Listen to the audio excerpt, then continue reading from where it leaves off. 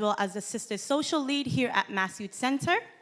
Alongside my work at Mass, I'm also the events lead at Aulad in Nile, a nonprofit organization which is Sudani-based right here in New York City.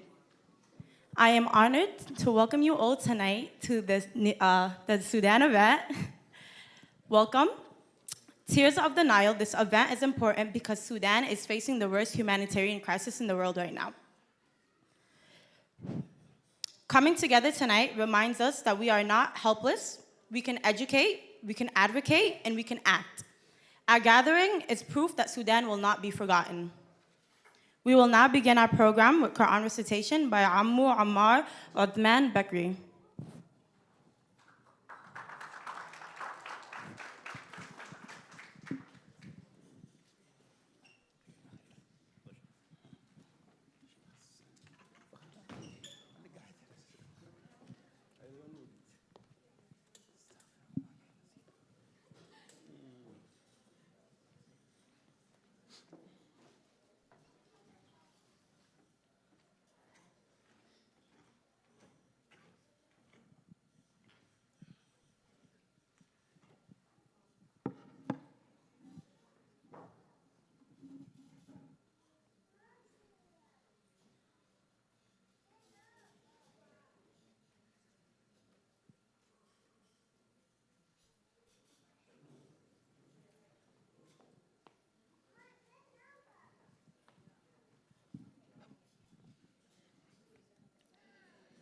أعوذ بالله من الشيطان الرجيم بسم الله الرحمن الرحيم آمن الرسول بما أنزل إليه من ربه والمؤمنون كل آمن بالله وملائكته وكتبه ورسله لا نفرق بين أحد من رسله وقالوا سمعنا وأطعنا غفرانك ربنا وإليك المصير لا يكلف الله نفسا إلا وسعها لها ما كسبت وعليها ما اكتسبت ربنا لا تؤاخذنا إن نسينا أو أخطأنا ربنا ولا تحمل علينا إسرا كما حملته على الذين من قبلنا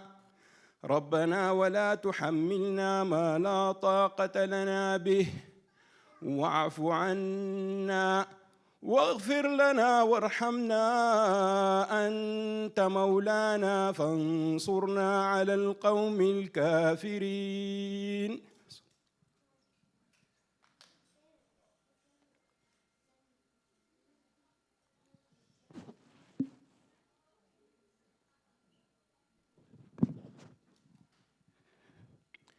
محمد رسول الله والذين معه أشداء على الكفار رحماء بينهم تراهم ركعا سجدا يبتغون فضلا من الله ورضوانا سيماهم في وجوههم من السجود ذلك مثلهم في التوراة ومثلهم في الإنجيل كزرع أخرج شطأه فآذره فاستغلظ فاستوى على سوقه يعجب الزراع ليغيظ بهم الكفار وعد الله الذين آمنوا وعملوا الصالحات منهم مغفرة وأجرا عظيما.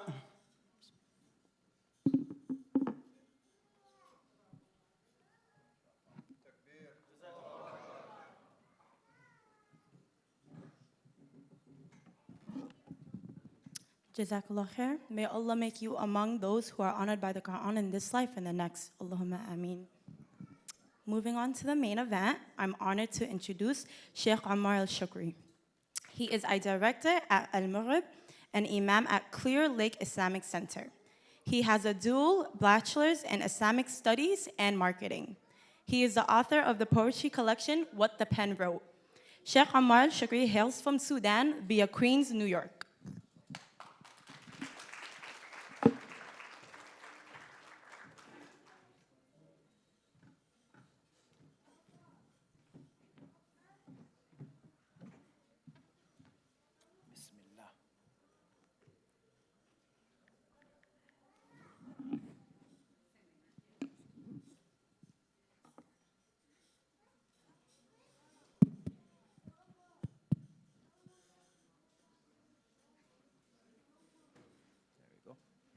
السلام عليكم ورحمة الله وبركاته. الحمد لله والصلاة والسلام على رسول الله وعلى آله وصحبه وسلم تسليما كثيرا. أشهد أن لا إله إلا الله وحده لا شريك له وأشهد أن محمدا عبده ورسوله. صلاة ربي وسلامه عليه. أما بعد, it's a pleasure to be with you all in Brooklyn. May Allah subhanahu wa ta'ala bless and accept from you all. And shout out to the decor team for putting up the flag so that we could start with the national anthem of Sudan. Just kidding, but Jazakumullah khair for coming out for this program. A lot of times, you know, that discussion about Sudan is one of why aren't people talking more about what's happening? And I get that question a lot.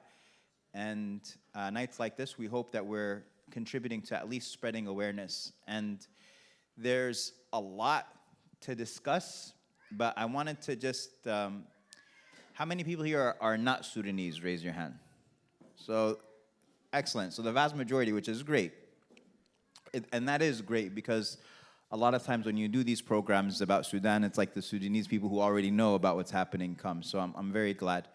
I'll just kind of paint a picture for you about what's been going on for the past 40 years, if you don't mind, just really quickly. So in 1989, an Islamic government, military government would take over an elected government in Sudan through a military coup. And it would be 30 years before they would step down from power, so from 1989 to 2019. And in those 30 years, Sudan would find itself a rogue nation in the world.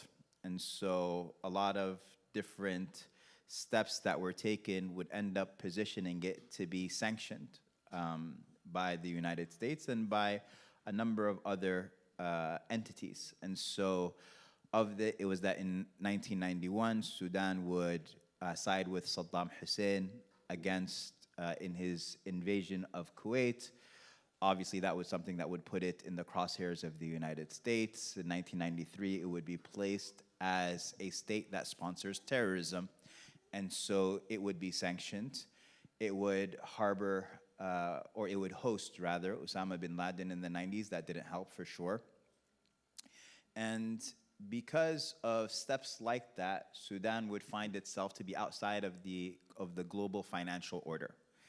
And what that meant is that there would be no investment or very little investment that would be happening in Sudan. There would be, it would be very difficult if you're, like tasks that we would take for granted, something as simple as sending money to Sudan or sending money outside of Sudan if you're a business person and you're looking to just do simple transactions, financial transactions, would become incredibly difficult. And what that meant for us, being part of the diaspora outside of Sudan, living in the United States, is that you would rely on your diaspora community incredibly in a way that would be just incredibly heavily. So we, growing up, we'd go to the airport very normally if somebody was traveling to Sudan, because you'd be giving them an envelope with cash or with medicine or a cell phone or something that you would be sending to Sudan, and they would be delivering it on your behalf because you can't just send this stuff normally. And so we all, I'm sure, who have grown up in the 90s and the 2000s here have memories of going to someone's house and finding them absolutely packing their luggage to whatever the allowance of that baggage is. And part of it is their own personal items, and part of it is the gifts that they're taking for their family and friends. But a lot of it is amanat. It's trusts that they are taking on behalf of their community, their friends, their family that are here, and that's going to then be distributed to those people when they get to Sudan. It's this network where you're relying on people to go and help and assist. And that is an overwhelming characteristic of Sudanese culture, which is trust. When you think of Sudanese culture, you think of trustworthiness. And alhamdulillah, that's a reputation that actually transgresses, it goes beyond within Sudan. And so up until very recently that when you think of or when you ask people, even throughout the Arab world, with regards to Sudanese people, they'll tell you that they're very trustworthy. And you have these incredible these statements and these experiences where people would say things like, a Sudanese person would give me a document or they would give me an item and I'm going to such and such a country, and they would say to you, just give it to any Sudani you find in that country. They'll deliver it to whoever, indicating the close-knitness of the community as well as the trustworthiness of the society. I say this all just to paint the picture of what Sudan was like up until recently and the Sudanese community. Khartoum was considered up until 2018 to be one of the safest capitals in Africa. And growing up, when I would go and spend summers, and for a period of time when I lived in Khartoum, I remember as a kid feeling like it was the safest city in the world.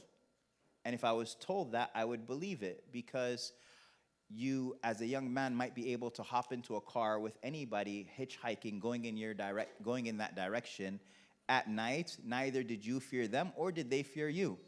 And I have memories of my uncles, as I'm riding in the back seat of a pickup truck, my uncles picking up a female student or anybody who's, a woman who's going in a particular direction and she's walking in the scorching African heat, and they pull over to the side and she either gets into the front with them or she gets into the back. And you would think, like in the United States, that would never happen. There's no way where a woman is going to get into a car with strange men and feel safe. But that's what Khartoum was. And that's what my Sudan was. Now, that being said, that's not what all of Sudan was. And so, as this is the central Sudan, the experience of many people in that region, the peripheries of Sudan were actually familiar with violence because they had been experiencing it from the state. So in 1983, Sharia is declared in Sudan, and much of Sudan, of the things that dominate Sudan, is a number of things. Number one is the incredible landscape. Sudan, up until 2011, is the largest country in Africa. It would be imposed on a third of the United States. It's a very vast land. And it's incredibly diverse. And it has more agricultural land than the European Union. Sudan has over 100 million heads of livestock. Sudan is an incredibly rich country geographically with the landscape that it has. As you know, it has the two Niles. It has the White Nile and the Blue Nile, and they meet in the capital city, and they become the Great Nile as it moves north towards Egypt. Sudan also has an incredibly diverse population. There are some countries that are very homogeneous as far as its population. Or there are countries that have maybe one tribe or two tribes or three tribes. Sudan has over 500 tribes. 500 languages. It's very ethnically diverse. And so that also dominates the landscape of Sudan. And so in 2000 or 1983, when Sharia is declared, South Sudan is majority Christian, not Arabic speaking. Again, there's incredible diversity in the language and the landscape and the ethnicities there. And so war begins. And this would end up becoming the longest civil war in modern history, from 1983 until 2005. How many years is that? It's a lot. Yeah, 22, exactly. Someone's great at math over here. 22 years. Over 2 million people are killed in South Sudan. It's an incredibly bloody, incredibly long war. And then in 2005, a treaty is formed that would give South Sudan the ability to have a referendum on whether they want to secede in 2011. Now, in Western Sudan, which is a large state that is all Muslim, that's called Darfur. And Western Sudan also has grievances. Sudan is an incredibly large country, and there's a lot of financial mismanagement, economic mismanagement, and people have grievances, as every country, people have grievances. But in Western Sudan, they have grievances, and they say, you know what?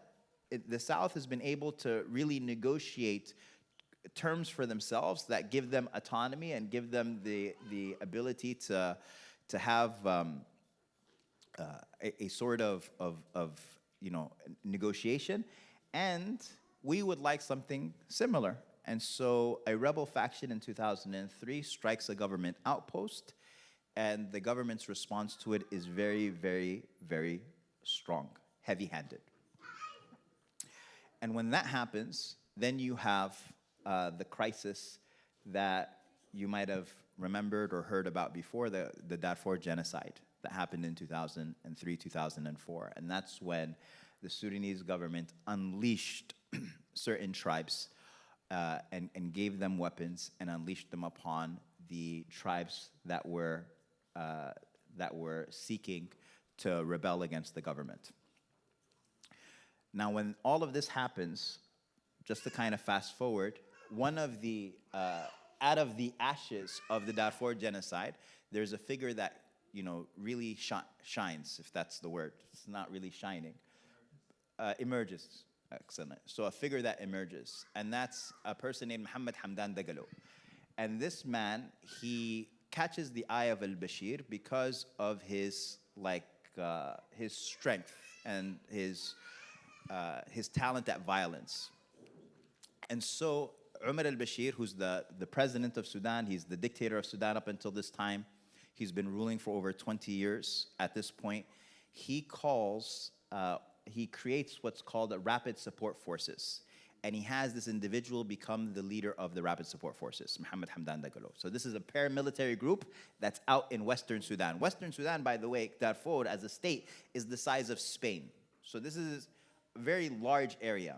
He has him out there, and he's a leader amongst his tribe, and now he's got a paramilitary force, and he's building up this army. And Western Sudan has gold. Western Sudan has gold. South Sudan secedes in 2011, and with South Sudan seceding, South Sudan is very oil rich. South Sudan takes away 75% of Sudan's oil reservoir. And so now you've got Western Sudan with these gold mines. And one of the untapped gold mines in the region is called Jabal Ammar. It's a very, very incredibly wealthy area. And Himeti, Mohammed Hamdan Dagalo, Himeti, what does that mean? Umar al-Bashir would call him Himayti. Himayti means my protection. Like, this is my guy out west, and he's benefiting from him, and he's calling him his protection. And he takes over this gold mine, amongst others. And so now he has access to gold, and he has access to men. And so his army continues to grow. Saudi and the UAE declare war on Yemen. And they have soldiers and mercenaries that they are using to fight their war in Yemen. They source a lot of soldiers from Sudan, specifically from Western Sudan. And of the people who are sending mercenaries is Mohammed Hamdan Dagalo, and that's where the relationship between the RSF and the UAE is kindled, and it continues to grow. Now, fast forward, as we're going 2011, the South secedes. 2019, after 30 years, in December of 2018, the city of Atbara in Sudan, which has always been a city that kindles revolutions, they start what would become this next wave of revolution, and it would reach Sudan, it would reach Khartoum in the beginning of 2019, and it would create massive sit-ins throughout Khartoum and throughout the country. And it would culminate in April, these sit-ins that would happen in front of the military headquarters in Khartoum, it would culminate with Umar al-Bashir stepping down.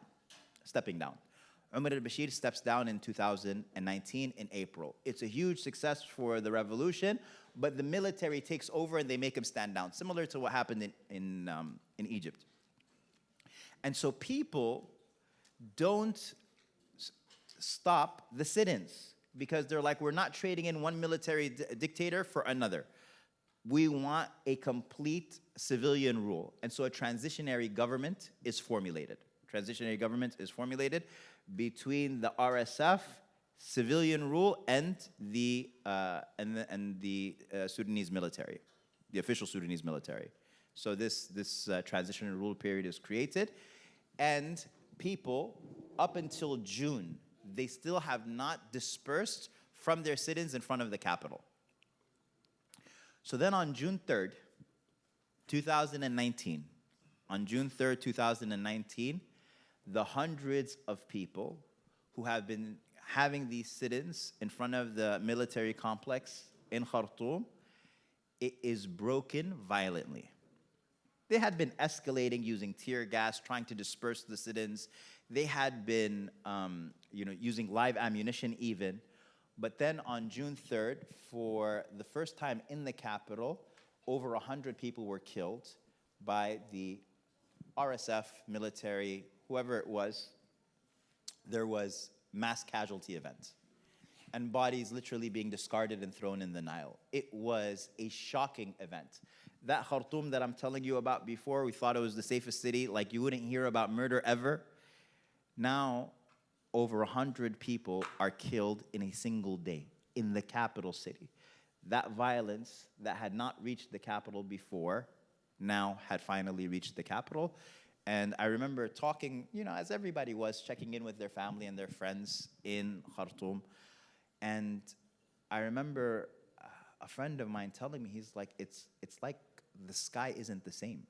The entire city has become unfamiliar. We've never experienced anything similar to this. And the image of that city and the image of that Sudan had now become altered. And subhanAllah, as I was going to Sudan as frequently as I could, every year, every other year, you were seeing a difference in the character of the people. So up until my last trip, which was 2022 in August, so it was 6 months before the war broke out, you noticed that the welcoming nature of people had become more snappy, more aggressive. People were less patient. People were more on edge. It was something that was palpable, and up until a year before the war broke out, now there had become what's like a tafallut amni, where basically security in that city, in Khartoum, became less, to the point where there were roaming gangs and armed individuals robbing people. They'd tell you to keep your cell phone in your pocket and don't flash it. It'll get stolen from you. Or you might even get threatened, or you might get harmed for your items. This was stuff that was unheard of before. Now, the country, you feel like it's just on its way to becoming a failed state. And then in 2023, so what happened, sorry, I skipped a bit, but from 2019, transitionary government steps in. And then over a 2-year period, the military takes over again. And the general from the military who had taken over, his name is Abdel Fattah Burhan. Abdel Fattah Burhan, he takes over and he demands from the RSF, because you can't have 2 armies in a country. That's not going to work. You can't have 2 groups that are completely armed in a country. That's obviously an invitation for war. And so he demands for the leader of the RSF, Himeti, or Mohammed Hamdan Dagalo, he commands for him to be absorbed and his army to be absorbed into the Sudanese army. And he says, no. Like, why would I do that? Or, no, let's not make it, he's not going to say it like that. He's going to be political about it. He says, well, I don't want to do it within a year. You're giving me a year's timeline. I don't want to do it within a year. Let's make it over 10 years. He's like, why would we make it over 10 years? It's got to be immediate. And so that tension exists with regards to when is the Rapid Support Forces going to be absorbed into the army. April 15th, 2023, in Ramadan, in the capital city of Khartoum, war breaks out. And what's interesting and maybe even unique about this war is that war usually doesn't break out in the capital first. Usually the capital is the most protected, the most guarded. War breaks out in the periphery, and then each side is making its way towards the capital, or the rebel group is making its way towards the capital, and then they seize the capital at the end, or it's the jewel. But for this one, because they had already given the RSF such proximity and such access to the resources of the state, they already had bases in the capital. And so war broke out inside of the city. And Khartoum is the capital, and like many capitals, it actually harbored the most amount of people in the country, of any city. Over 6 million people lived in Khartoum. Of a country of 40 million people, 6 million people, and maybe it's even more, maybe that's just the capital, but the peripheries around it. And so war breaks out April 15th, 2023, and everybody is trying to, and at the beginning, it's like many other wars, people think it's just gonna be a day, it's just gonna be 2 days, this is obviously something that's going to be quelled, but it continues to extend and continues to extend. And so now you have the beginning of what would become the largest amount of displaced people in the world. The largest amount of displaced people in the world is in Sudan, those who are internally displaced and those who are externally displaced as refugees now. And I'll be honest with you, it is something very strange for your family to be refugees. It's very weird. Like my whole life, I never expected it. I've seen it in other countries, obviously, relate to it, but I always had I just never had the expectation, as difficult as Sudan became, as much as you don't expect it to happen at home. You just don't. You don't expect for my house to be emptied out. And what happened was that when the war broke out, the people of Khartoum, those who could get out, started to get out. The first instinct, of course, is to be internally displaced. You want to go to your hometown, wherever that is, you want to go to, or those who had the wealth and the means, they went north to Egypt. It's a route that's familiar. It's, and for, of course, those who had foreign passports, they left with their foreign passports, but people made their way, and now Egypt is hosting millions of Sudanese refugees. There's a lot. I myself, and every Sudanese person will tell you this, something similar. Maybe 3 years in Cairo, I used to have maybe 2 families that I would visit that I know, family and friends, and now I myself have over 30 families. When I show up in Cairo, it's like I'm in Khartoum again. I gotta go through all of those rounds and visit all of those people. And so it's an incredible amount. And then inside of Sudan, the internally displaced are over 12 million people. Over a third of the population of Sudan is internally displaced. As one of my uncles, when I was calling him, he initially became displaced. He left our village, and okay, so let me. It's a little bit challenging because it's like there's a lot to say in 40 minutes, but Khartoum becomes affected first, but then in an incredible fashion, within a couple of months, a Jazeera state, which for me is the state where I'm from, which is south of Khartoum, that ends up falling as well to the RSF. So it's contained, all of the battle is contained in Khartoum for a number of months, but then it spreads. And it spreads to a Jazeera state, which is an agricultural state. A Jazeera, they call Sudan the breadbasket of Africa because it's the basin of the Nile. They say between Sudan and Argentina, these 2 things, the Amazon and the Nile, could feed the entire world. Sudan has the potential. They call it either the breadbasket of Africa or they call it the breadbasket of the Muslim world. It has the potential, like I mentioned to you, more agricultural land than the European Union. It is a place of incredible farmland and wealth.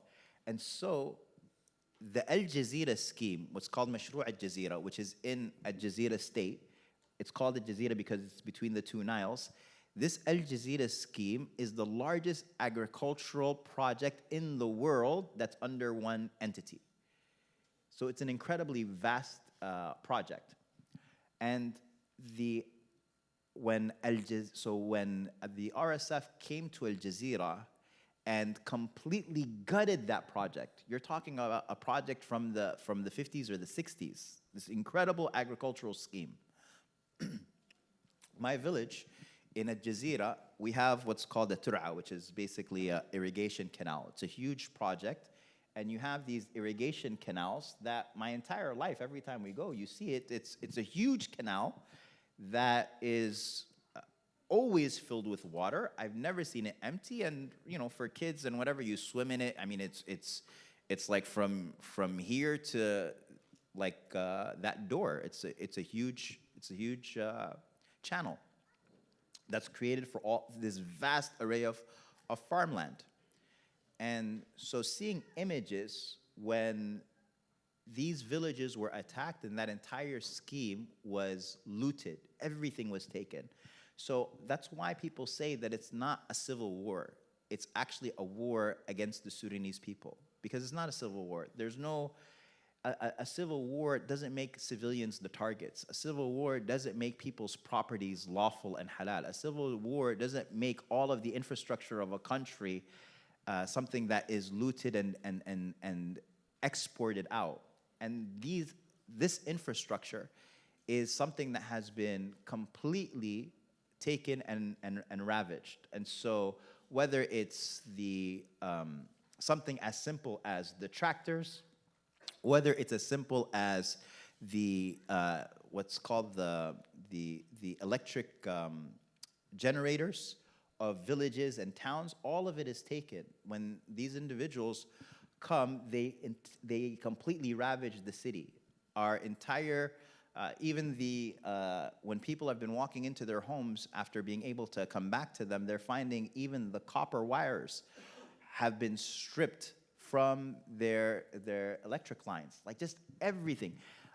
The hospitals, there's also not just the idea of looting, but also the idea of destroying everything that you can. And so our brothers and sisters who work, for example, in SAPA, the Sudanese American Physician Association, they're like, when we're going back to our hospitals, we're finding hospital screens that are broken because they can't take them.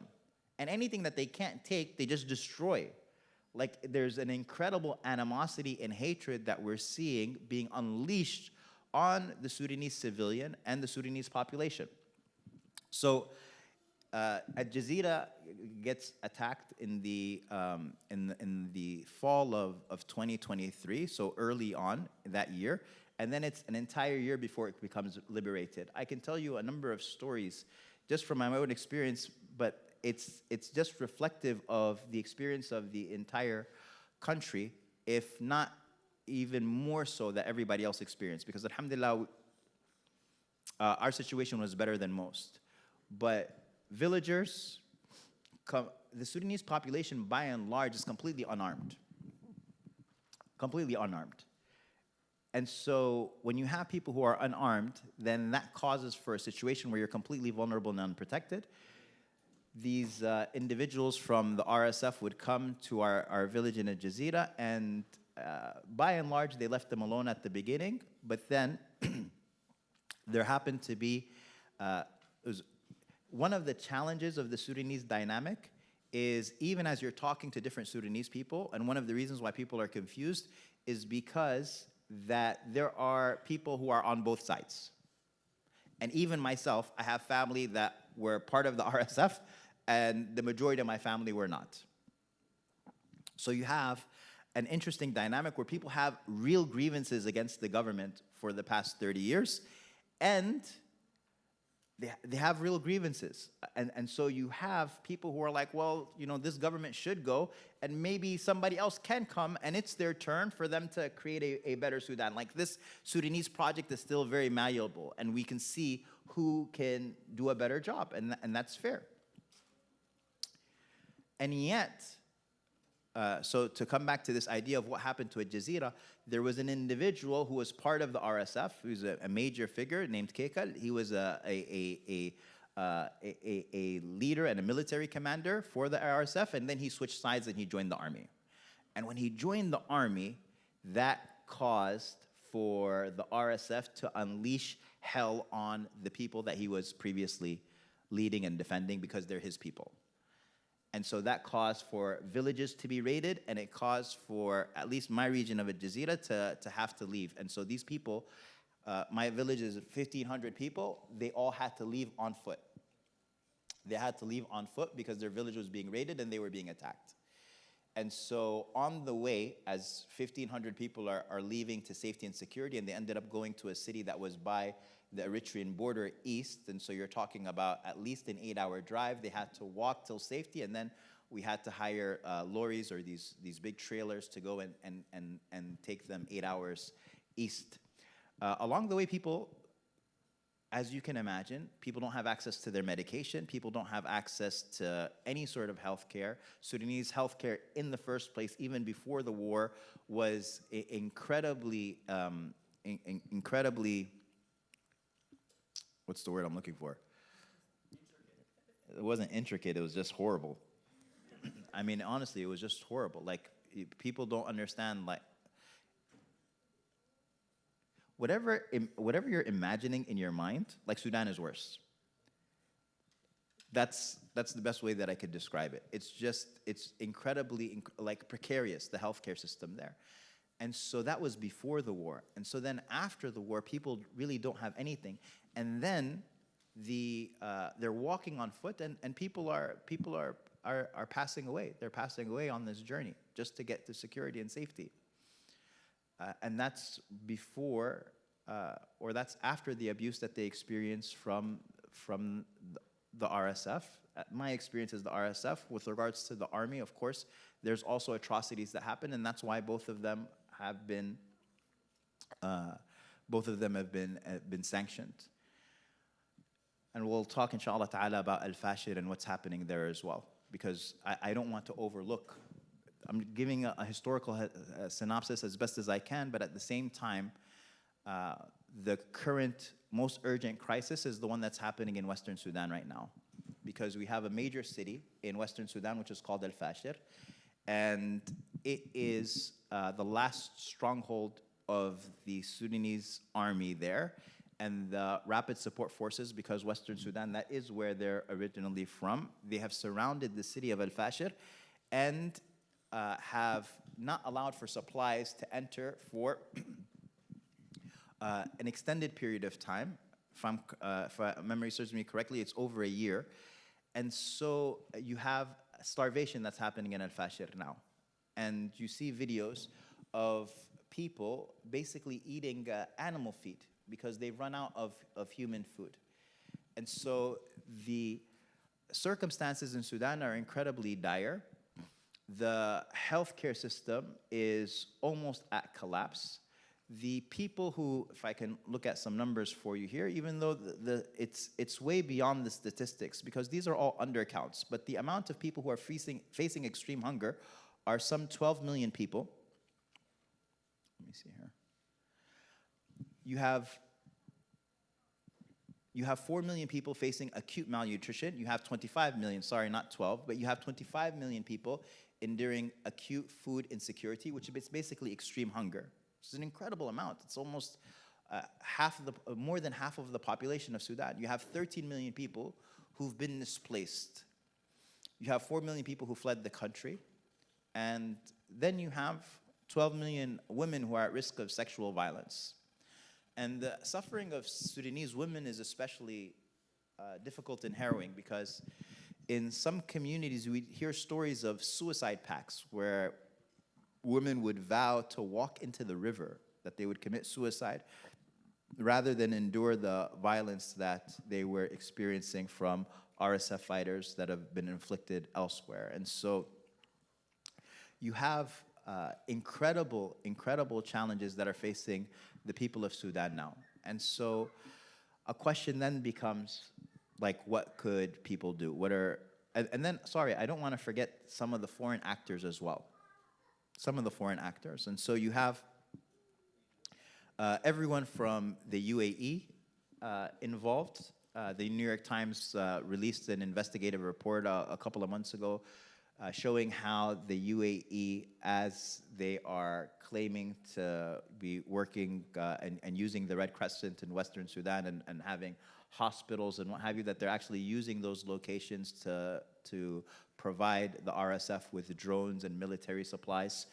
And so you have that relationship of them accessing gold from Western Sudan, because Western Sudan, we mentioned, is a massive center for gold, and UAE is a massive refiner of gold. And so Emirati gold, I want you to recognize that it's African gold.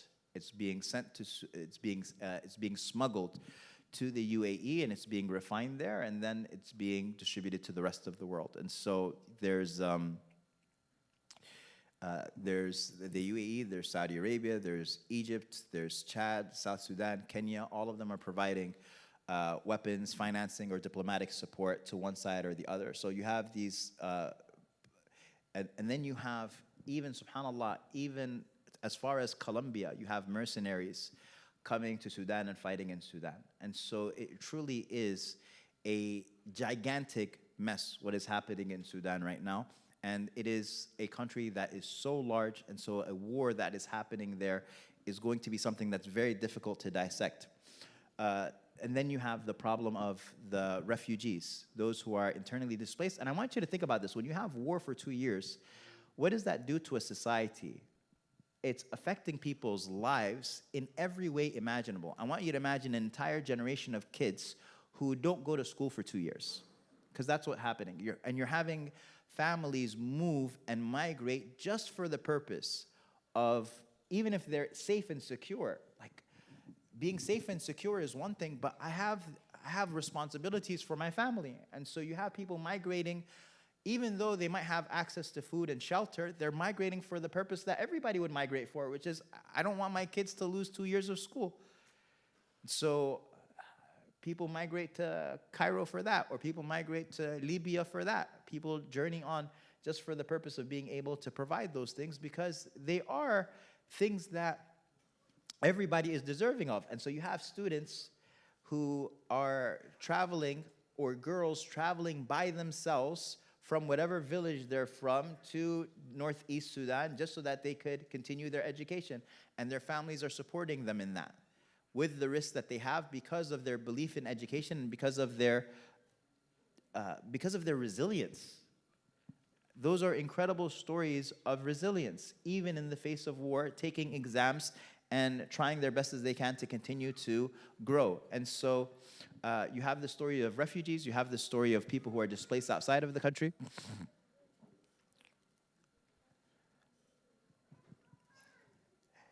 And the tragedy of Sudan isn't just the violence, but it's also the silence. You know, the world that rallied to save Darfur is barely whispering about Khartoum or Darfur or the millions that are suffering in the peripheries. And we can't allow for the world to forget about Sudan. And so I want to just conclude before we open up for everybody's points. And I know that there's a number of people here who also have stories to share. But I just wanted to leave with just a few points of benefit, or a few points of action, rather. A few points of action, and that's number one, to amplify Sudanese voices as best as you can. So share their stories, follow Sudanese journalists, activists, pressure media outlets to talk about Sudan, sending them messages, sending them requests to cover Sudan. Number two is to support humanitarian organizations, especially those that are delivering food and medicine and safe passage for Sudanese people. So doing that. And I can recommend some Sudanese organizations. One of them, for sure, for me, is the Sudanese American Physician Association. Number two is Sadaqat. They both do great work in Sudan. But but I'll tell you something even maybe even closer to you, and that's that you just talk to the Sudanese people that you know, because that closeness and that network that I talked to you about before, it hasn't ended. And in fact, I think it's fair to say that every Sudanese person that you know is now mahmoul, like they're carrying the weight of so many family members, so many friends. All of these people that they know are now in a state of need. And so they all have 10, 20, 30 people that they're looking out for in some way or another. And so it might be as simple as, you know what, I have some sadaqah money that I want to give to Sudan. Can you distribute it on my behalf? Or I have some zakat money that I want to give Can you distribute it on my behalf? And just reach out to your circles, and for sure they know somebody, or if they don't know somebody, they know somebody who knows somebody. So that as well. And number three, which is also incredibly important, is that you demand accountability from foreign governments, especially those profiting from Sudan's gold or arming its militias as well. And so at the end of the day, I'm not just saying this because I'm Sudanese, but Sudan is a country that's very strategic for the Ummah of Muhammad sallallahu alaihi wasallam. I mean, Allah subhanahu wa ta'ala placed these people on the Nile. Allah subhanahu wa ta'ala placed them on the Red Sea. Allah subhanahu wa ta'ala gave them an incredible richness, both in the resources that this country has and the people that this country has. It's a people that have, built and benefited so many of the communities in the region. Anywhere that I go in the Arab world, they'll talk about Sudanese teachers and Sudanese doctors and Sudanese this and Sudanese that. And so it's a country that's incredibly rich in its resources, and we want to make sure that in its moments of need, in our moments of need, that we're there as best as we can. And then the last one, of course, is dua. And when I say dua, I don't want you to think of it as something that is, just superficial. Dua is incredibly important. And today's Friday.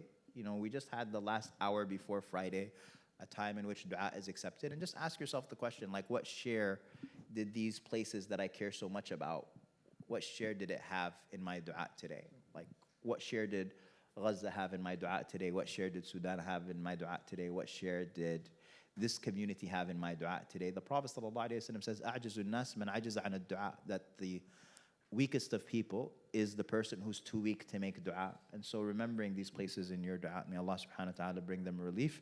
Jazakumullah khair, everybody. Sallallahu alaihi Muhammad. I think we have like 7 minutes before Salah. So Bismillah.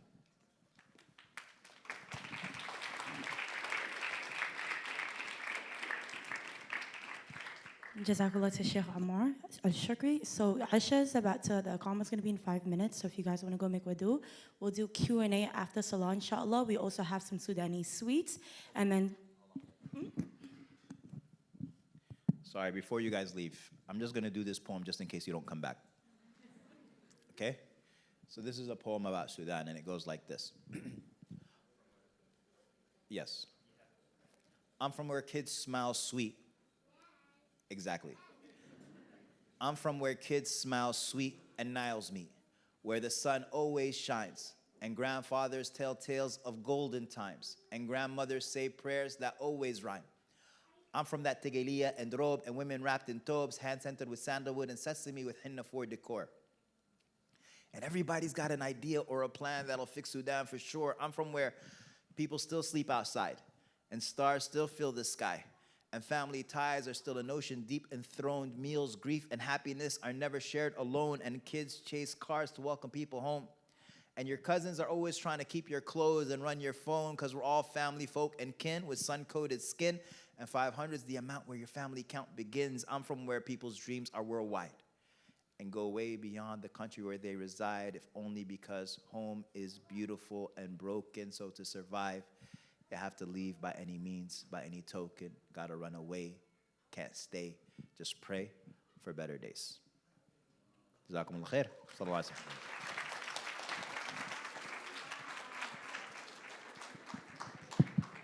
I know he said in case you don't come up, but can you guys all please do come up? Inshallah, we'll have some Sudanese sweets. We'll do a lovely Q&A.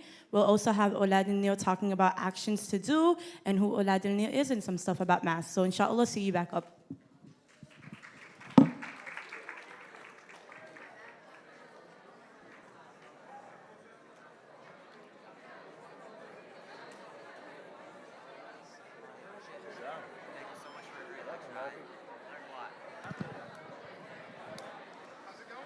الله أكبر الله أكبر الله أكبر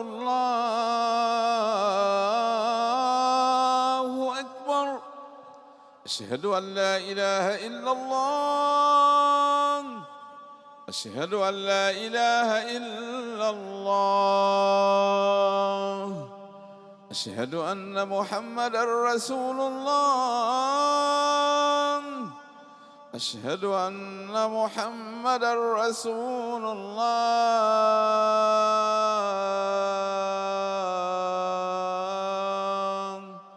حي على الصلاة حي على الصلاة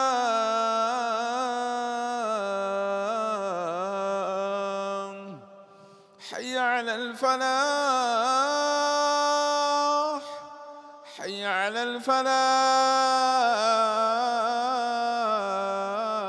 الفلاح الله أكبر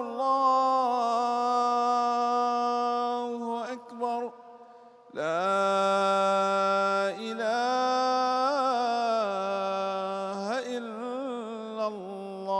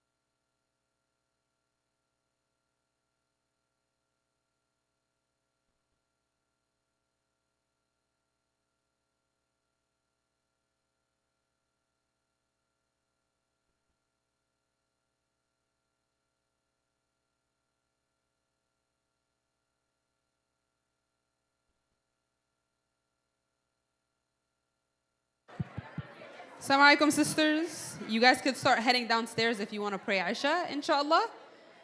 We're not praying up here. It's just a lot of work. So you guys could head downstairs. Thank you.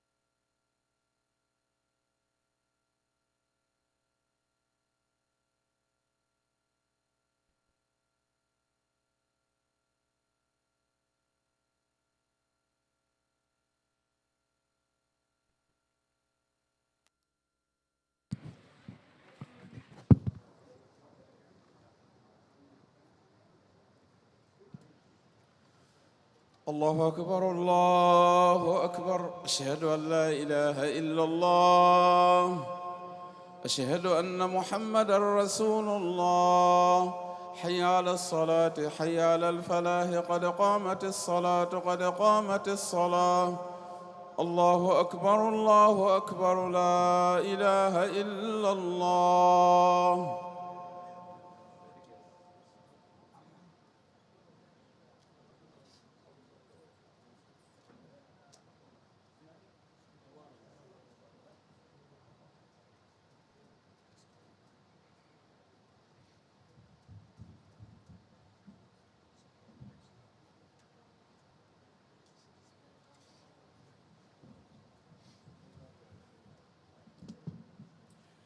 الله أكبر.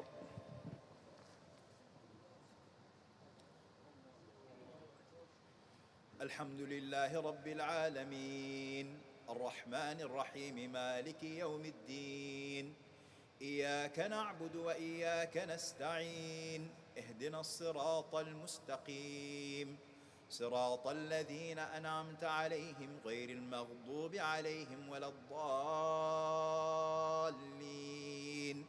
آمين. يا أيها الذين آمنوا اتقوا الله ولتنظر نفس ما قدمت لغد واتقوا الله إن الله خبير بما تعملون ولا تكونوا كالذين نسوا الله فأنساهم أنفسهم أولئك هم الفاسقون لا يستوي أصحاب النار وأصحاب الجنة أصحاب الجنة هم الفائزون لو أنزلنا هذا القرآن على جبل لرأيته خاشعا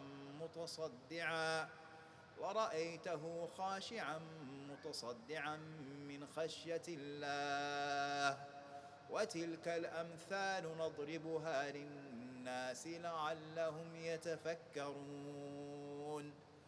الله أكبر.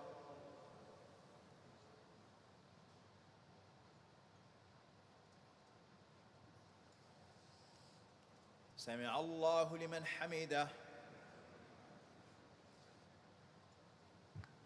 الله أكبر.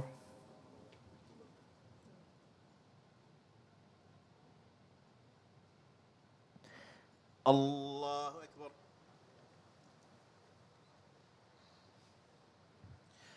الله أكبر.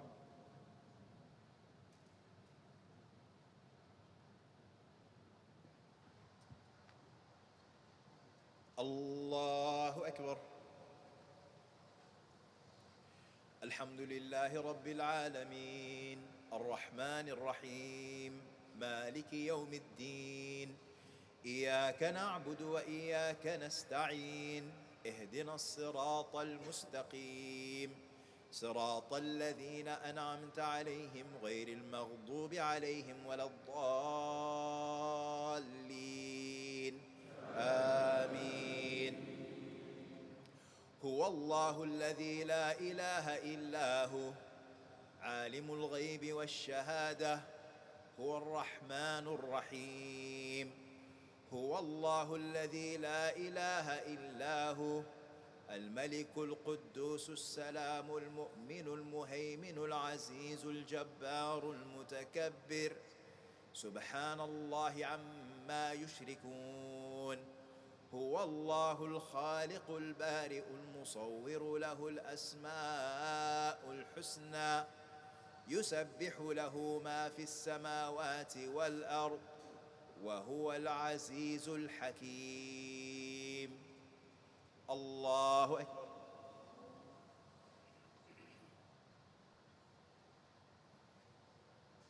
سمع الله لمن حمده.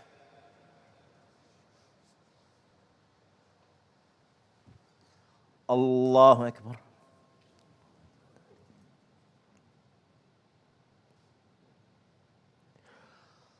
الله أكبر. الله أكبر.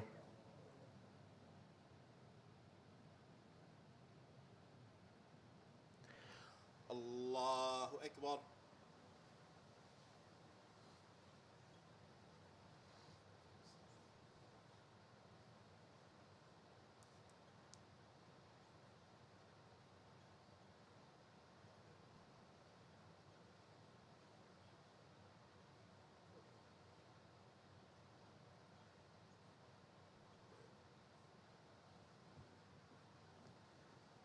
الله أكبر.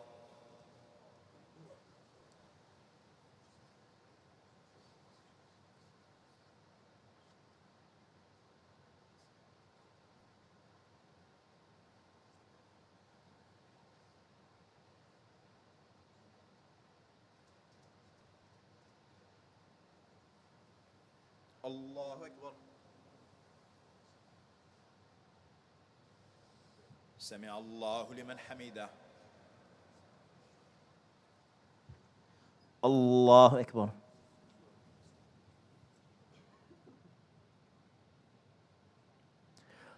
الله أكبر. الله أكبر.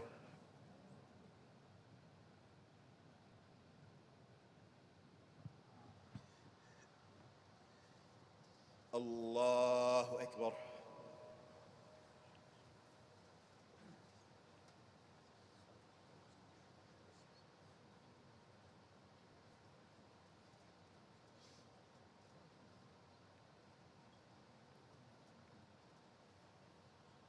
الله أكبر.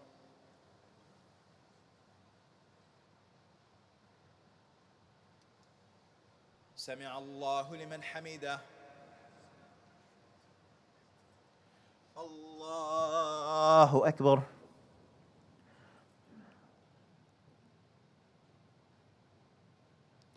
الله أكبر. الله أكبر.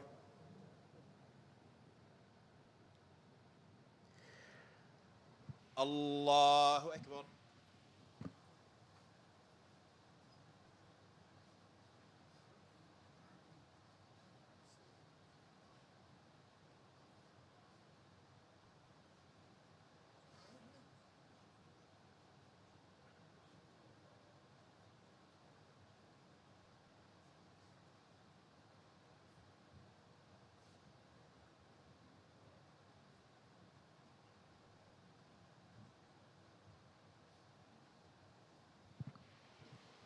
السلام عليكم ورحمة الله.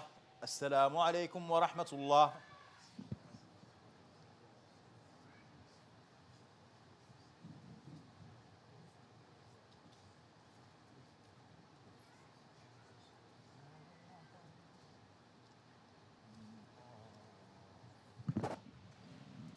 Assalamu alaikum, inshallah. If everyone can head to the third floor, inshallah, to join us so we can wrap up the Sudan event. And if you're here for the brothers hangout, inshallah, head to the second floor. There's going to be pizza on its way and a bunch of activities, inshallah. So second floor, brothers hangout. Third floor for Sudan, inshallah. Jazakallah khair. For those of you who haven't joined us for the Sudan program yet, this portion is going to have Sudanese snacks. Now, the Sudanese snacks could be ka'ak, it could be meat, it could be sambuksa. Do you guys know what sambuksa is? So we have a concept in Arabic which is الزيادة في المبنى تدل على زيادة في المعنى. The more letters something has, it indicates it becomes greater in meaning. So it starts off as samosa in the subcontinent, samosa. And then by the time it comes to East Africa, it becomes sambusa. And then when it comes to Sudan, it becomes sambuksa. So which one is the greatest? Sambuksa. So I don't know if there's going to be sambuksa there, but whatever the snacks are, inshallah, it should be great. You're welcome to join us upstairs on the third floor. Jazakumullah khair.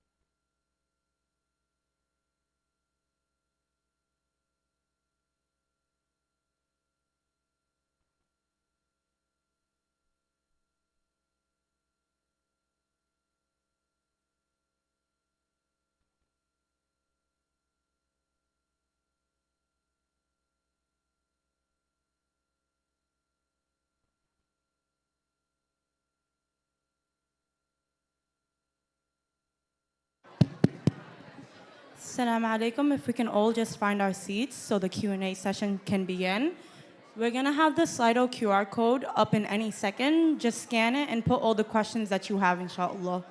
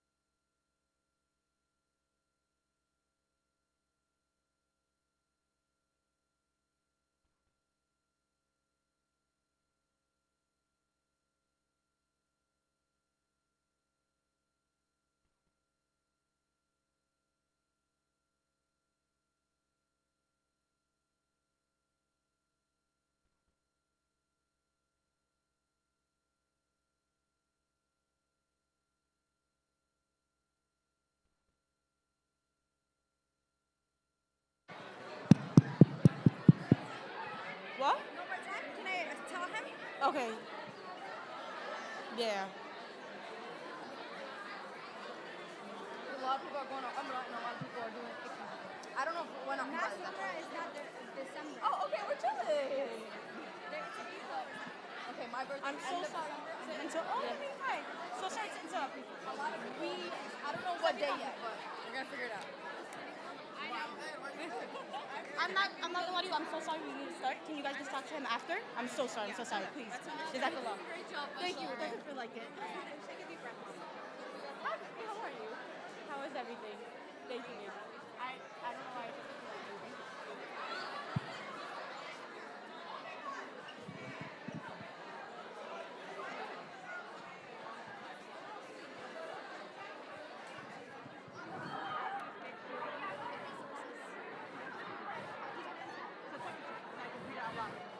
Right now, 'cause that'll be the first. Can I? Quickly. Okay. A minute. You're asking all the questions? Yeah.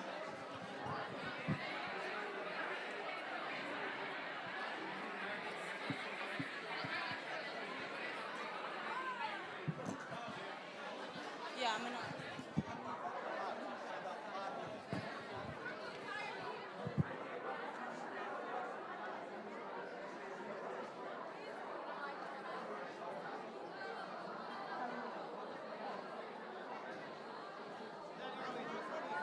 Uh-huh.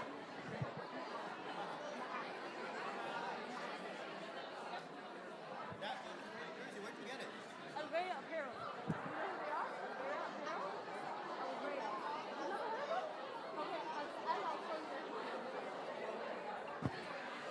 Assalamu alaikum. If we can all please take our seats so we can start the Q&A session, inshallah. And I just kindly ask that if you're in the back trying to get some sweets, you just lower your volume. There is a QR code up there for the Slido where you can ask any questions and then also like it so it goes up the rank for it to be asked. Okay, inshallah, let's start with our first question.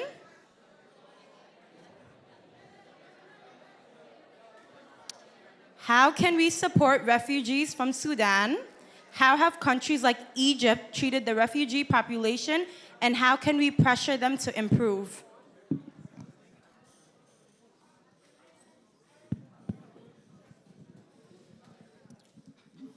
So this isn't a question that I can necessarily answer for everybody because everybody has different experiences. But if you ask me my opinion on how Egypt has dealt with the refugees of Sudan, I would say overall, they've dealt with them well. They've absorbed millions of people into Egypt. And that's not something easy to do. It's not something that is... and though there are for sure difficulties that come with being a refugee in any country, like they've, to a large degree, accommodated and made space for them. So I'm not going to, you're not going to hear a lot of criticism from me on that front. How can you pressure them to do more? I don't know if you can. I don't know if that's the first thing that I would want you to do is to pressure them to do more, but just to support the Sudanese refugees who are in Egypt or anywhere else. And a lot of their needs are simply financial. So just getting them on their feet and helping them get settled there. And so reaching out to different organizations that are involved in refugee resettlement or support. And by the way, a lot of, I'm not going to say that it's a lot, but a significant amount of people who have already started to move back to Sudan as soon as they're able to. And so it's not something where, you can expect that everybody's going to be there forever, but there is, as long as this war is drawn out, then the more it draws out, the more people will become stationary in those places in Egypt and elsewhere. And so it's also part of solving the refugee problem is just solving the Sudan war problem, right? And that's pressure that I would put. Not so much about the refugees, but pressure on these governments to intervene and stop this war. I think there's some connections between the two next questions. I'm going to ask both of them. What would be your response to people who say it's Gaza or nothing, particularly well-known religious leaders with huge platforms or organizations? The other one is how can we respond to non-Sudanese Muslims, especially the Arab community, when they water down the Sudanese experiences or choose to neglect it, hence selective activism? Okay, so the way that I look at things, this is again my opinion, million disclaimers. I personally don't like the comparison of Gaza and Sudan for a lot of reasons. I think it could be very simplistic, overly simplistic for a person to say there are more people who are facing famine in Sudan than people who are facing Gaza. Why is it that everybody is talking about Gaza? Gaza is, it's simply because we're black in Sudan, okay? I'm not saying that's not a reason, but I wouldn't default to that reason because there are things that are more glaring to me, more obvious. Of them is what's been happening in Palestine has been happening for over 70 years. And so there is already an incredible infrastructure getting the word out with regards to what's happening in Palestine. I can look in the United States and I see dozens, if not hundreds of organizations dedicated to Palestine. How many organizations are dedicated to Sudan? There are so many channels, not individuals, but channels, media channels that are dedicated to Palestine over the years. They didn't start on October 7th. They've been going on for decades, or at least on social media for many years. So it's Eye on Palestine and Middle East Monitor and large channels that are dedicated to Palestine or were initiated by the Palestine conflict, what's been happening in Palestine beyond this particular incident in Gaza. And so this infrastructure already exists. For Sudan, none of it exists, or very few of it. It's very, very sparse. A lot of the work that's being done about Sudan as far as media goes, for example, are literally just individuals. It's just this person on Instagram and this person. And so when you're even directing people, you're directing them to individuals. You're not even directing them to projects.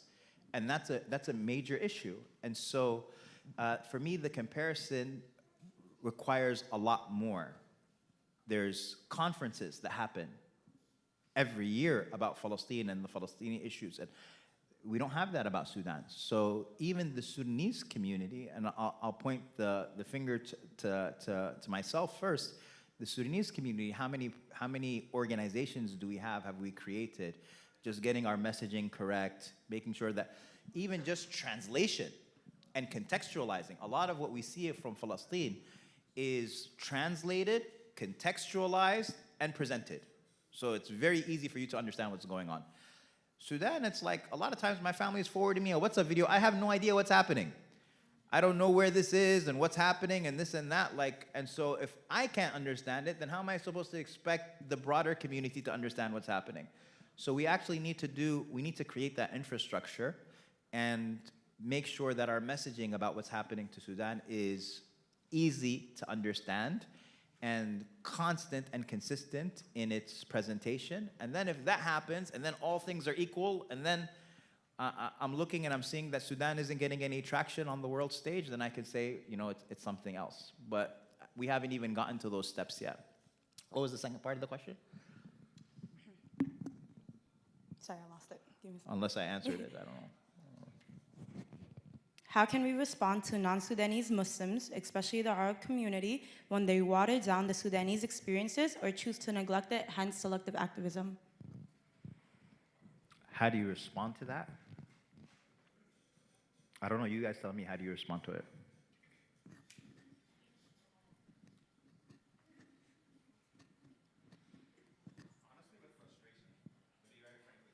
You respond with frustration? Yeah. Okay.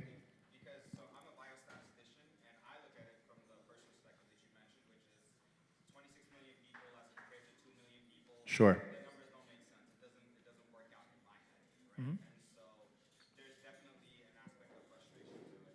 Absolutely. I think she was looking for something like, okay, so beyond the frustration, because they probably feel the frustration, like, how do you respond? Like, what's the next step? What do you do? Yeah. Yeah, so I would just say, put your head down and get to work and have sabr. Like, just have sabr. And also educate, communicate. We know these concepts. A person might turn around to me and say, you know what?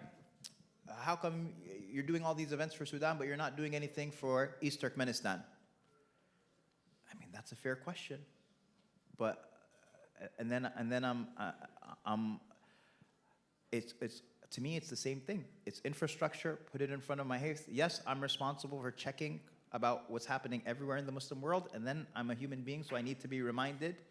وَذَكِّرْ فَإِنَّ الذِّكْرَى تَنفَعُ الْمُؤْمِنِينَ, and just having patience with one another and continuing to communicate with one another and not to respond immediately expecting or suspecting malice. It's not, I can't, me personally, I'm not aware all the time of everything that's happening in the Muslim world, and there are lots of places and there are lots of communities, and so it's just a matter of continuing to remind, I think, and Allah knows best. The next question is a bit of a long one. In our current society, we see a lot of Muslims in the diaspora romanticize the UAE and the Arab world as centers of culture and Islam. How can we begin to disentangle ourselves from this false narrative, given that these same countries are complicit in the oppressions of our Sudanese brothers and sisters? I mean, that's interesting. Is this a imaginary person that you're talking about? Who are these people who are going around thinking that the UAE is like this this bastion of Islam? Or, I mean, to me, it's something that's glaringly obvious. Not just Sudan, but even in Palestine, you see them basically being Arab Zionists. So the idea, but here's the thing.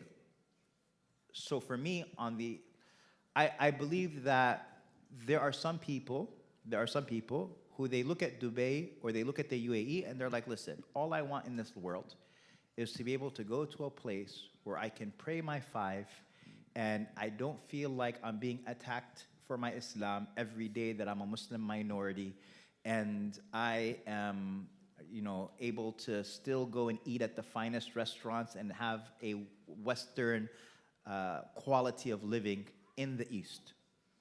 And I want to raise my kids as Muslims, and that's it. There are some people who are like that, and they will want to go and live in the UAE or live somewhere else where they can do that.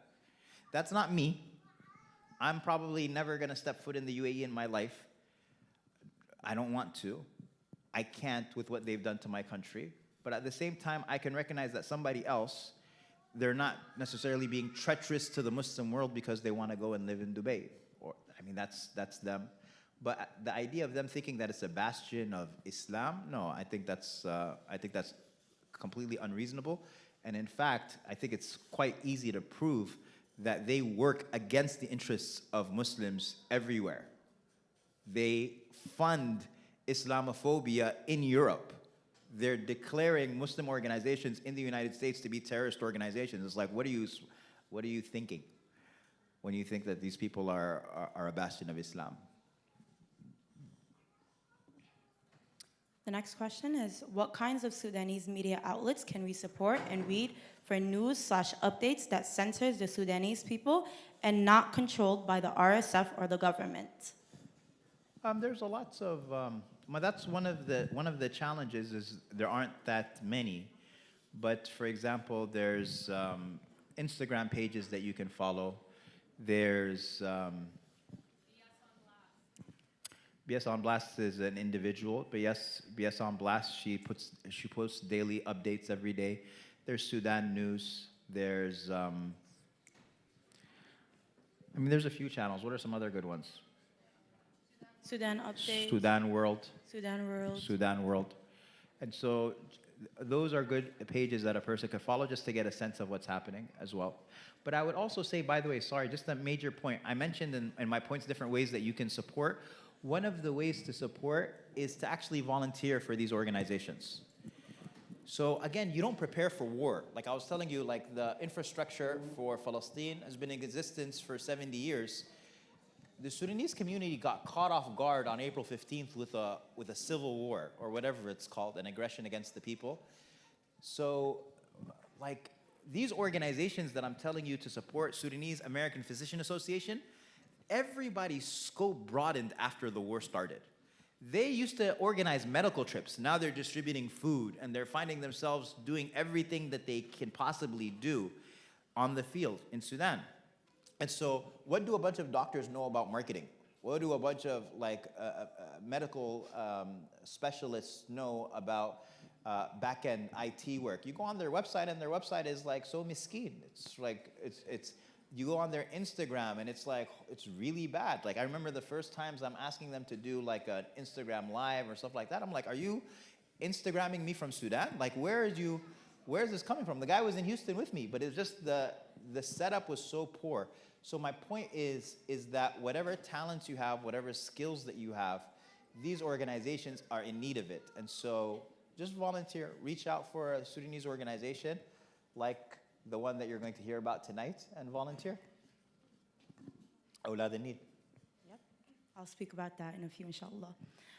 The crowd also feel free to answer this question as well. What are some organizations to donate to help Sudan? I personally would say Sudan Solidarity Collective, solely because they help support ER rooms directly on the ground. They support the who? Emergency rooms. Emergency rooms. SAMA, Sudanese American Medical So SAMA, Sudanese American Medical Association. Association, Sudanese American Physician Association, Sadaqat as well. Open Havens. Open Havens. Yeah, Open Havens Refugees. So they also do kitchens, soup kitchens as well, particularly in Al-Fashir, Sadaqat. Yeah, a bunch of them. Open Haven. Like who came up with that name? That wasn't me. I don't know. Open Haven, not to be confused with Open Heaven. Copenhagen. Oh, Copen. Yeah. Anyway. Jazakallah khair. If you can speak about this, but they asked, what are the conditions in refugee and internally displaced persons camps in Sudan? What are the conditions? I mean, the conditions are like they're subjected to violence. They have, for example, in Al-Fashir, you have the army and the RSF shelling at them. They are eating animal feed to survive, completely vulnerable. That's the situation there. Unprotected. I mean, it's just as bad as it can get. Somebody also asked, I don't know how deep you want to go into this question, but can you go deeper on how brutal the current war is? Sudan's crisis is often overlooked, and people need to hear the harsh reality. I mean, I thought I mentioned, but maybe somebody else can, if anybody wants to share a story. I know that there are a lot of stories in the crowd as well. We can give you the microphone if you'd like to share it, inshallah ta'ala. But, I mean, there's a woman who was presented online 2 days ago. She was in Western Sudan, in Darfur, and she was tortured, and she was hung. She was lynched by the RSF. So, I mean, how much more brutal is that? People are being tortured, and you're finding mass graves. When Khartoum was liberated, it was liberated a little bit after Eid of this year, Eid Ramadan. They found mass graves of 400 people all together. So, I mean, it's as brutal gets.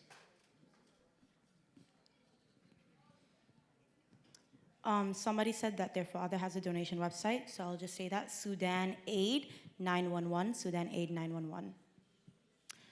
This is a bit of a personal, well, not a bit of a personal question, but it is. Did you grow up in Sudan? If you did, what part of Sudan did you grow up in, and how was it? So, you know, do you guys have this experience where when you reach a certain age, your parents ship you back to Sudan? Not Sudan, but anywhere else? So that's my experience. I did 4th, 5th, 6th, and 7th grade in Sudan. So I lived in Khartoum during that time because my parents were like, this guy's never gonna learn Arabic, otherwise we gotta ship him over there. And so we did, and I spent 4 years in Khartoum, but I'm from a village that's an hour and a half south of Khartoum, so I'm not far away. Sudan is a very large country, like I mentioned, so being an hour and a half or 2 hours away from Khartoum is not far at all. So we'd spend the weekends, and when we'd live in the US, we'd spend the summers in the village. Like when we'd come, we wouldn't stay in Khartoum, we'd go and spend summers going from New York City to no electricity and one TV show a day And my grandfather, he was the only one, rahimahullah, who had a TV in the neighborhood.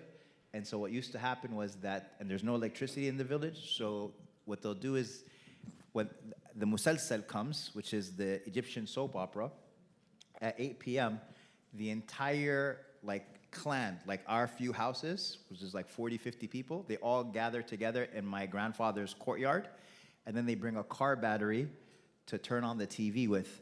And so they bring the car battery, they use that to turn on the TV, and then everybody sits on the ground, they watch this show, and then it gets turned off at the end. So that was Sudan for me growing up.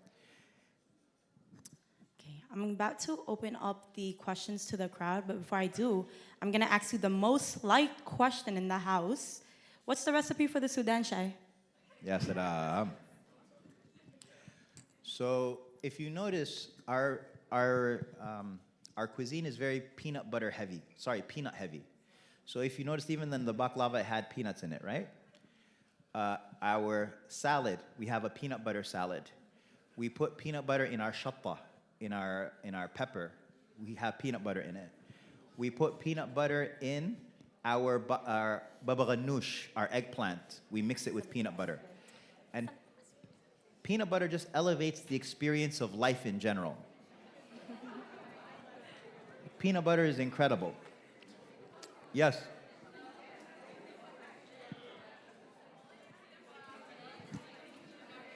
Sorry, guys, a sister from the crowd is trying to ask a question. We can't No, hear I her. think she said no offense to Sudan, but the only peanut butter you like is with the peanut butter and jelly sandwich?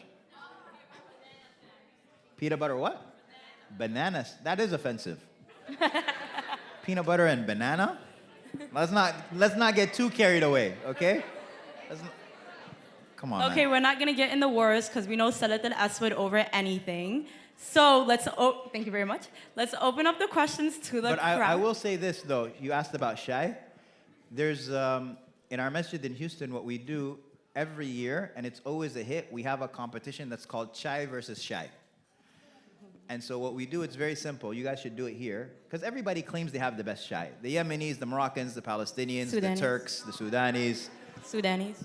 the Indians. Everybody claims they have the best chai or shai. So what we do is you just have people register, and everybody brings their shai, and let the people vote. So looking forward to seeing it here, inshallah. Inshallah, we know who will win, but we can do that for fun. Does anybody in the crowd have any questions? I tried to combine questions that seemed alike, but if I didn't ask you a question, please feel free to raise your hand and ask it, inshallah. There's a question in the back. I'll come with the mic.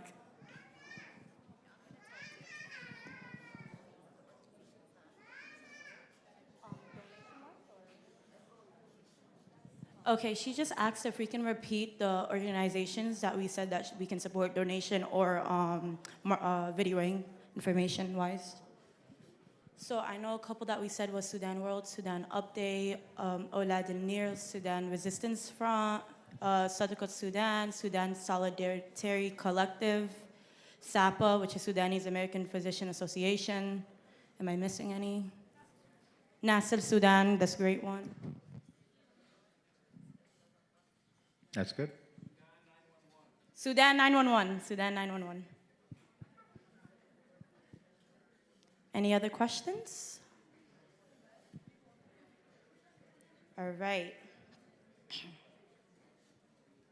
All right.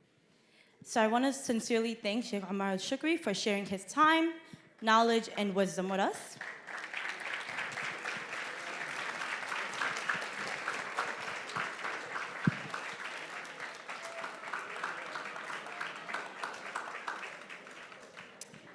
May Allah subhanahu wa ta'ala reward you abundantly, put barakah in your health, your time, and make every word you share today as a means of sadaqah jariyah. We're not quite done yet, so if we could still keep the volume to a low, inshallah. I will now shortly be talking about who Olad al-Nil is, the type of work we do, and some actions we can all take to help liberate Sudan, inshallah. So really quick, if you're a part of Olad al-Nil, I just want to ask you to stand up so people can visually see.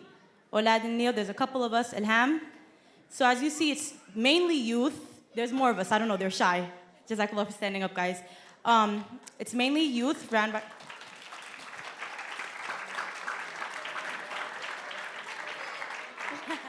Jazakallah for standing up. Allah Akbar. So, Aulad Nile is a non-profit organization composed of dedicated team of young Sudanese individuals committed to addressing the challenges faced by our communities, driven by a shared vision. We aim to foster change and support for our diaspora. Our name, Aulad Nile, inspired by the Nile River, symbolizes unity, hope, and the interconnectedness of our people and regions. It reflects our deep connection to our land and the prosperity the Nile has brought Sudan. Through our platform, we seek to uplift youth and raise awareness about Sudan. Our initiatives include awareness nights, charity fundraisers, healing and connecting virtual circles, sports events, protests, educational sessions on the struggles of Palestine and Sudan, clothes drives, etc., etc. Each event reflects our commitment to creating a positive impact and supporting our beloved country. So I'm just gonna talk about some actions that we can all take other than just coming to events like this, that we can help liberate Sudan, inshallah. So the first one is educate yourself. Learn about Sudan's history, understand the current crisis, and know who the oppressors are. Knowledge is power. When you know it, you can speak it. Donate, support organizations like some of the ones that we just mentioned that are directly on the ground, specifically ones that provide emergency response, ones that distribute food and deliver medical care. Even a small donation can help. Third is to spread awareness. Do not let Sudan die silently. Do not let Sudan die silently. Post about Sudan, talk about Sudan, share the stories that aren't making the headlines. Be the reason someone learns what is happening. Next, show up. Attend protests, rallies, and community events that advocate for Sudan.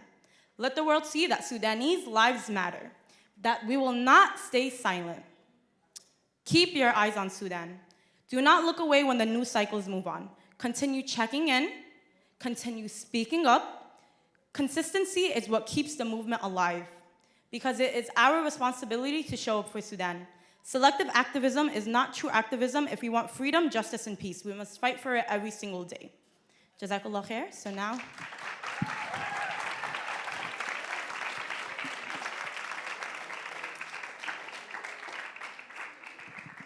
I will now be passing the mic on to Brother Yusuf from Mass Youth Center, who will be speaking about what Mass is and future events, inshallah. Assalamu alaikum. So if everybody real quick can just pull out their phones. Pull out your phone. Why is no one pulling out their phone? Pull out your phone real quick, real quick, real quick. Go on Instagram.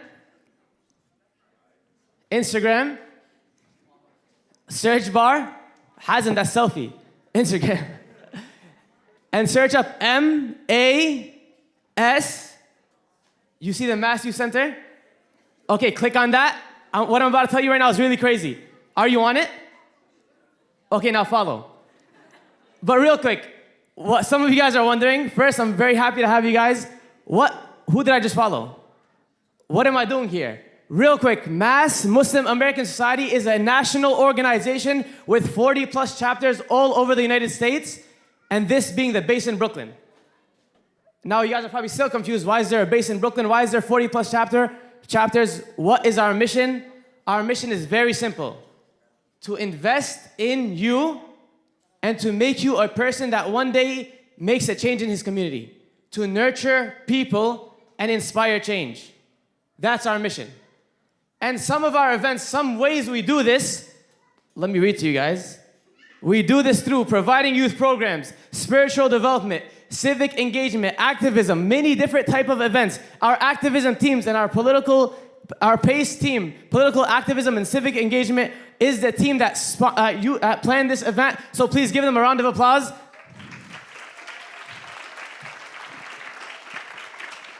And please reach out to join our teams to one day be part of the planning for our next Sudan event, for our next halaqah, for our next type of events. Just give us a follow, send us a message, and we'll have you join our team. Real quick, to mention some of the next events that we have.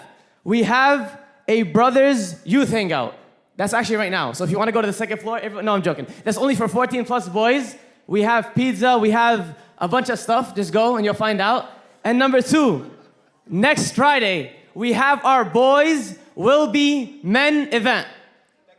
Allahu Akbar. You're already a man, Sheikh. But for the rest of you boys, no, I'm joking. But for the rest of you guys, join us. We have an MMA coach coming. We have Sheikh speaking, telling you guys how to reach that level, and there's gonna be a wrestling competition after. And another thing, anyone here can ball? Ball? We have a few ballers. We have next Saturday a Ball for Gaza event. Round of applause. Anyways, I actually don't know why I said that, but all proceeds from that tournament will be going to Gaza. So Ball for Gaza, sign up on our Instagram. You guys just followed. Don't unfollow. So Ball for Gaza, inshallah, sign up. We have a few more spots left. Next, we have our 5-week soccer league. But there's something special about the soccer league. We have adults and youth. Each team has a specialized jersey for an oppressed country. But there's bad news. The first team that signed up took up Sudan. Boo, no. The first team that signed up called Sudan as their jersey.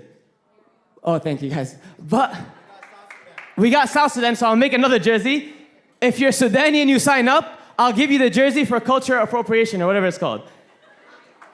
And next, we have our Six Flags trip. September, everyone on their calendar, I'm throwing out dates. September 21st, we have our Six Flags trip. If you're 14 plus, please sign up. Six Flags, when is the date? Thank you. Next Saturday. I know, so much events. Could we give a round of applause for our team for all these events?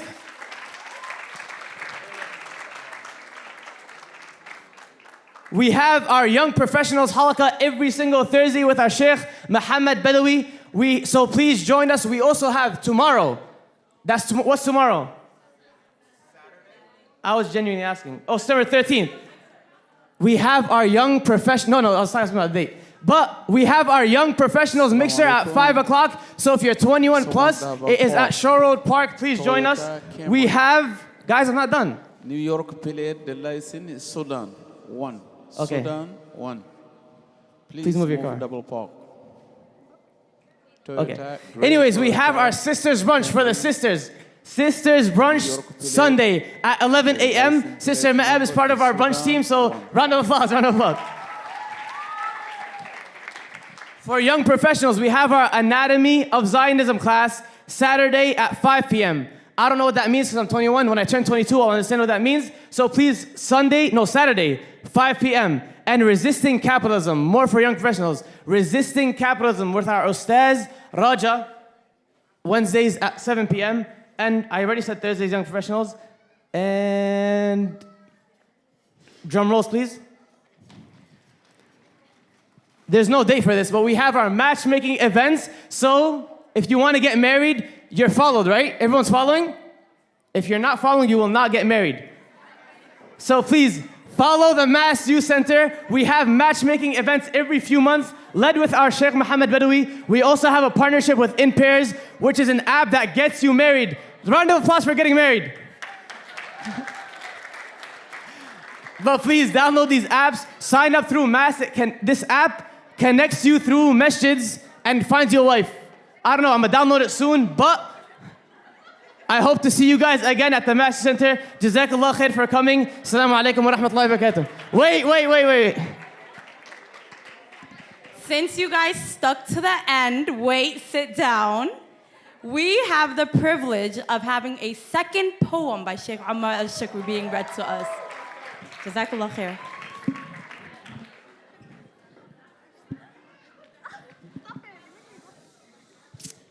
Jeez.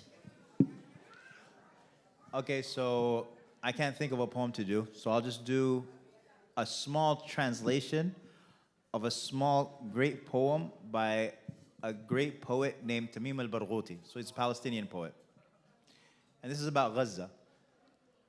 So he goes, إن صار أهلي فالدهر يتبع يشهد أحوالهم ويستمع يأخذ عنهم فن البقاء فقد زادوا عليه الكثير وابتدعوا وكلما هم أن يقول لهم بأنهم مهزومون ما اقتنعوا يسير إنصار في مظاهرة في الخلف فيه الفضول والجزع يكتب في دفتر طريقتهم لعله بالدروس ينتفع إن صادف القوم الجيش يقصده فإنه نحو الجيش يندفع فيرجع الجند خطوتين فقط ولكن القصد أنهم رجعوا أرض أعيدت ولو لثانية والقوم عزل والجيش مدرع.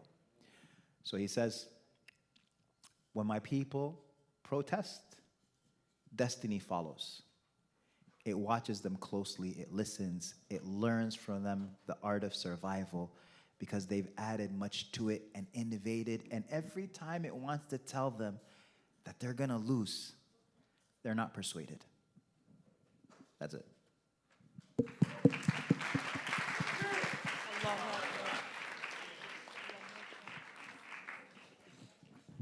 Wait, the decor team put up this beautiful flag. As you can see, it's green, red, white, and black. And so I'm gonna leave this stage so that you guys can Instagram this flag and do all of the selfie stuff. And please do just share about Sudan. And you can start right now with the flag behind you. Jazakumullah khair. Assalamu alaikum wa rahmatullahi wa barakatuh.